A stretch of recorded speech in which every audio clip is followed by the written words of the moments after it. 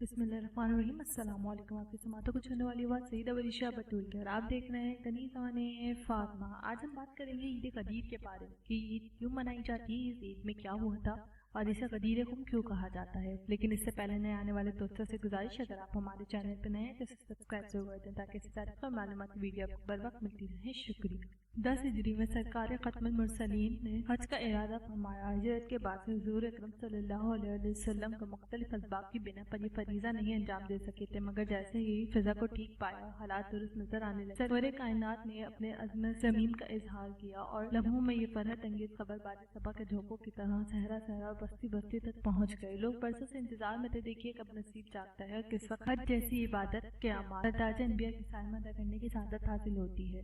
اب جو یکایک پتہ چلا کہ سرکار خاتم عالم صلی اللہ علیہ وسلم کے برکت آخری سفر کا اعلان کر دیا گیا ہے تو لوگوں کو اپنے دل کی مرادیں پوری ہوتی دکھائی دینے لگی۔ شوق دھارے نے تیزی پکڑی، سینکڑوں نہیں ہزاروں کی تعداد میں لوگ جیتے جاگتے ارمانوں کے ساتھ ہادی برحق صلی اللہ علیہ وسلم کی رہنمائی میں سر کے بل چلنے کو تیار تھے۔ تاریخ نویسی کے مطابق 26 ذی القعدہ بمطابق 22 فروری 233 عیسوی ہفتے کے دن اللہ کے آخری رسول حضرت محمد صلی اللہ علیہ وسلم نے غسل فرمایا۔ پھر ایک اجلی تہمت باندھ کر سرکار نے صاف سی اکڑی چادر اپنے دوش اقدس پر ڈال لی اور ننگے پیر چل پڑے۔ یہی وہ ہلکا پھلکا اور سیدھا سادہ رسمی لباس ہے جو آج بھی حریم کعبہ کا رخ کرنے والے ہر شاہ و گدا کو پہننا پڑتا ہے۔ اس کے بعد محبوب کبری اپنے خاندان سمیت شہر سے باہر تشریف لائے اور قافلہ تیار تھا، بس حکم کی دیتی اشارہ پاتا ہی مسلمانوں کا سمندر امٹ پڑا۔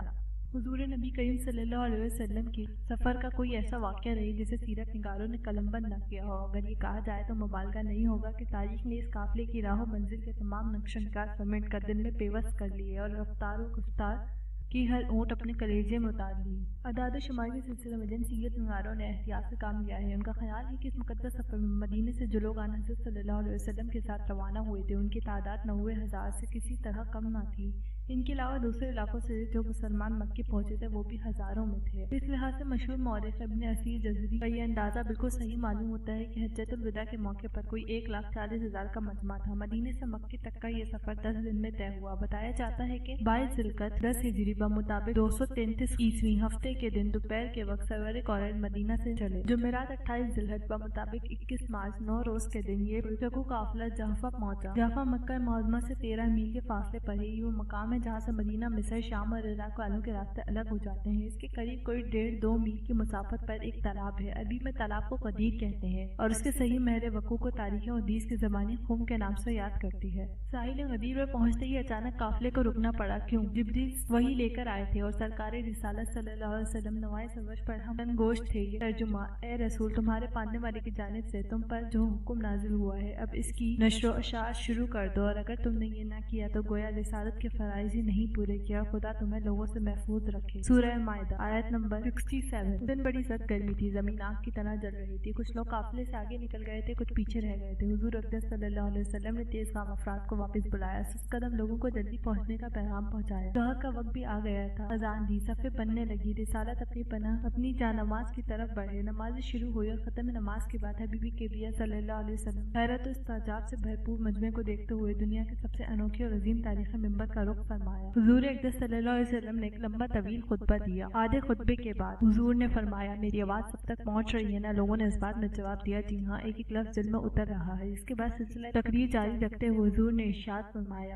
میں تم میں سے پہلے حوض کوثر پہ پہنچ رہا ہوں، تم بعد میں آؤ گے۔ حوض کوثر کی چوڑائی اتنی ہوگی جتنا کہ یمن سے شام تک کا درمیانی فاصلہ، اور اس کے نقرتی جام و ساغر کا کیا شمار جیسے آسمان کے تارے۔ اب دیکھنا یہ ہے کہ میرے بعد تم ان 2 گرہ بہا چیزوں کے ساتھ کیا سلوک کرتے ہو۔ اس موقع پر مجمع سے کسی شخص نے پکار کر کہا، اللہ کے رسول، ان 2 گرہ بہا چیزوں ثقلین سے آپ کی کیا مراد ہے؟ حضرت محمد صلی اللہ علیہ وسلم نے ارشاد فرمایا، ایک بیش قیمت چیز تو اللہ کی کتاب ہے، جس کا ایک سرا خدائے عز و جل کے ہاتھ میں ہے اور دوسرا تمہارے ہاتھ میں۔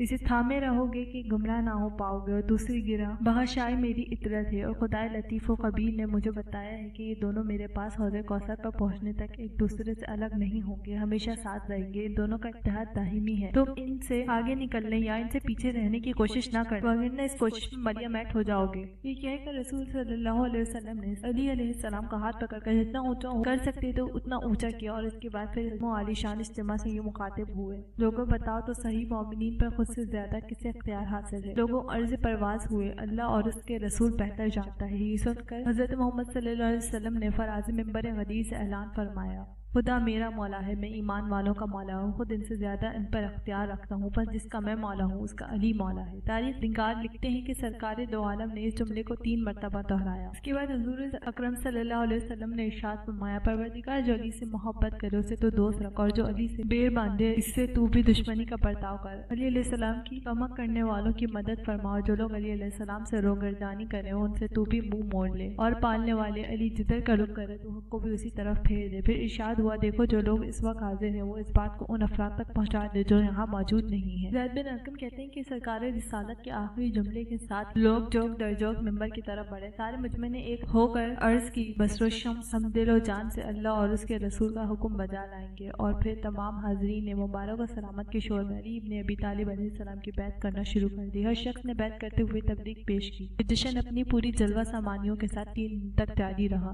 اسی جشن کو یاد کر کے ہر سال عید غدیر منائی جاتی ہے، کیونکہ غدیر خم کے مقام پر ہوئی تھی، اسی لیے اسے عید غدیر کہتے ہیں، اور اسے غدیر خم بھی کہتے ہیں۔ اسے عید ولایت بھی کہتے ہیں کہ اس دن علی علیہ السلام کی ولایت کا اعلان ہوا تھا۔ تکمیل دین نام ہے جشن غدیر کا، تکمیل دین نام ہے جشن غدیر کا، بھیجا ہے رب نے تاج نبی کے وزیر کا، بھیجا ہے رب نے تاج نبی کے وزیر کا۔